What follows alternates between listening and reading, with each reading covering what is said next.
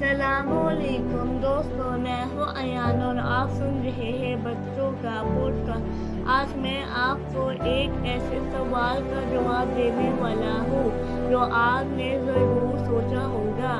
सूरज का रंग पीला क्यों लगता है? जब हम आसमान में सूरज को देखते हैं तो वो पीला या कभी कभी लाल लगता है, लेकिन असल में सूरज रंग तो सफ़ेद होता है। क्या आप हैरान होंगे ना?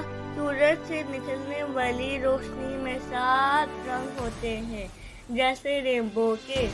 लेकिन जब सूरज की रोशनी हमारे एटमॉस्फेयर में आती है तो कुछ रंग जैसे नीला या बैंगनी हवा के जरिए इसे तोड़ देते हैं।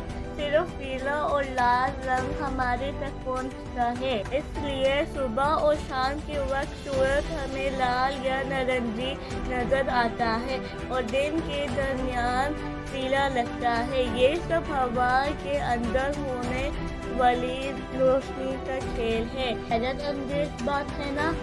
हम रोज सूरज देखते हैं, लेकिन इसका रंग क्यों बदलता है, ये अब आपको पता चल गया। अगर आपको ये बात मज़ेदार लगी हो तो अगला एपिसोड ज़रूर देखें। मैं हूँ अयान, मिलते हैं अगली बार एक नए सवाल के जवाब के साथ। अल्लाह हाफिज़।